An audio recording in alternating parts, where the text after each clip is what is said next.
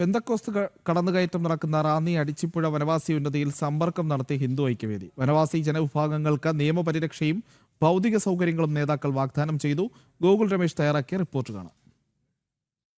റാന്നി അടിച്ചിപ്പുഴ വനവാസി ഉന്നതിയിൽ പെന്തക്കോസ്ത് വിഭാഗത്തിൻ്റെ നേതൃത്വത്തിൽ നടന്നു വന്നുകൊണ്ടിരുന്ന കടന്നുകയറ്റവും വ്യാപകമായിട്ടുള്ള മതപരിവർത്തനവും ഒക്കെ വാർത്ത ജനം ടി വി കൊണ്ടുവന്നതാണ്. അതിന് പിന്നാലെ ഈ വനവാസി വിഭാഗക്കാർ കഴിഞ്ഞ ദിവസം നടത്തിയ പ്രതിഷേധത്തിലേക്ക് സംഘടിച്ചെത്തി പെന്തക്കോസ്ത് പ്രവർത്തകർ അവരെ ആക്രമിക്കുകയും അസഭ്യം പറയുകയും ചെയ്ത സംഭവങ്ങളും ഉണ്ടായിട്ടുണ്ടായിരുന്നു. എന്തായാലും അതിനുശേഷം ഇപ്പോൾ ഉന്നതിയിലേക്ക് അടിച്ചിപ്പുഴ ഉന്നതിയിലേക്ക് ഹിന്ദു ഐക്യവേദി പ്രവർത്തകർ കൂടി ആ ജനങ്ങളെ കാണുന്നതിന് വേണ്ടിയിട്ട് അക്രമണത്തിന് ഇരയായിട്ടുള്ള വനവാസി ജനവിഭാഗത്തെ കാണുന്നതിനും അവർക്ക് സഹായങ്ങൾ വേണ്ട നിർദ്ദേശങ്ങൾ വാഗ്ദാനം ചെയ്യുന്നതിനും വേണ്ടിയിട്ട് ഹിന്ദു ഐക്യവേദിയുടെ നേതാക്കൾ ഉൾപ്പെടെയുള്ള കാര്യകർത്താക്കൾ എത്തിച്ചേർന്നിരിക്കുകയാണ്. എന്തായാലും കൂടുതൽ കാര്യങ്ങൾ അവരോട് തന്നെ ചോദിക്കാം. ചേട്ടാ, ഇപ്പോൾ ഇവർക്ക് നേരെ ഉണ്ടായിട്ടുള്ളത് വലിയൊരു അതിക്രമമാണ്. കേരളത്തിലെ സാംസ്കാരിക നായകരോ ദളിത് ആക്ടിവിസ്റ്റുകളോ ഒന്നും ഇതുവരെ അങ്ങനെ ഒരു സംഭവത്തെ മിണ്ടിയിട്ട് പോലുമില്ല. അപ്പോൾ ഹിന്ദു ഐക്യവേദി എങ്ങനെയാണ് ഈ വിഷയത്തേക്ക് നമുക്ക് കാണുന്നത്?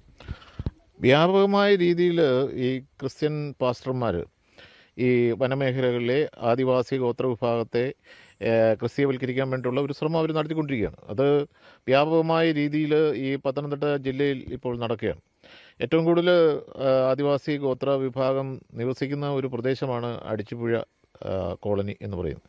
ആ അടിച്ചിപ്പുഴയിൽ കോളനിയിൽ ഏതാണ്ട് 400-ന് അടുത്തോളം കുടുംബങ്ങളുണ്ട്. അപ്പോൾ ആ കുടുംബങ്ങൾ മുഴുവൻ ഹിന്ദുക്കളാണ്.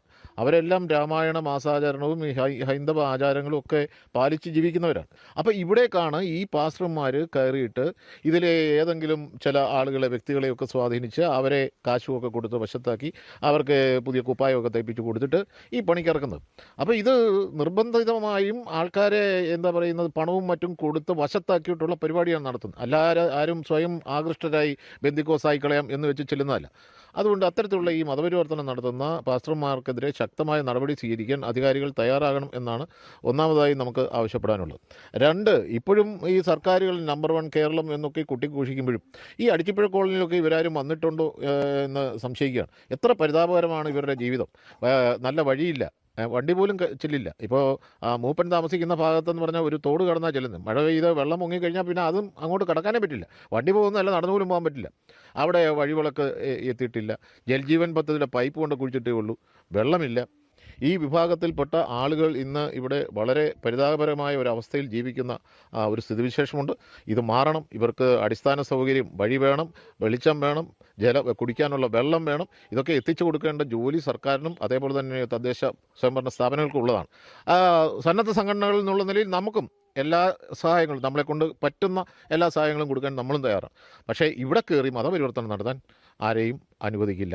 ഇനിയും അത്തരത്തിലുള്ള മതപരിവർത്തനത്തിന് ശ്രമിക്കുകയാണെന്നുണ്ടെങ്കിൽ, നിർബന്ധിതമായ മതപരിവർത്തനത്തിന് ശ്രമിക്കുകയാണെന്നുണ്ടെങ്കിൽ ഈ പാസ്റ്റർമാരും അവർക്കെതിരെ ശക്തമായി ഹിന്ദു ഐക്യവേദിയും അതേപോലെ മറ്റ് ഹിന്ദു സംഘടനകളും പ്രതികരിക്കും എന്നുള്ളതിന് യാതൊരു സംശയം വേണ്ട. അതുകൊണ്ട് സർക്കാരും അധികാരികളും ഇത്തരം വേലകൾ ചെയ്യുന്ന പാസ്റ്റർമാർക്കെതിരെ ശക്തമായ നടപടി സ്വീകരിക്കണമെന്നാണ് ഹിന്ദു ഐക്യവേദി പറയാനുള്ളത്. എന്തായാലും അത് തന്നെയാണ് ഹിന്ദു ഐക്യവേദി ഈ വിഷയത്തിൽ അവരുടെ നിലപാട് വ്യക്തമാക്കി കഴിഞ്ഞിരിക്കുകയാണ്. കൃത്യമായിട്ട് അവർക്ക് വേണ്ടിയിട്ടുള്ള ഭൗതിക സാഹചര്യങ്ങളൊക്കെ വികസിക്കണം, അതിനു വേണ്ടിയിട്ടുള്ള സംവിധാനങ്ങൾ ഉണ്ടാകണമെന്നുള്ളത് അധികാരികളുടെ ശ്രദ്ധയിൽ കൃത്യമായിട്ട് പെടുത്തുന്നതിന് വേണ്ടിയിട്ടുള്ള കാര്യങ്ങൾ, നടപടികൾ ചെയ്യുമെന്നുള്ള കാര്യം ഹിന്ദു ഐക്യവേദി ഔദ്യോഗികമായിട്ട് തന്നെ അറിയിച്ചിരിക്കുകയാണ്.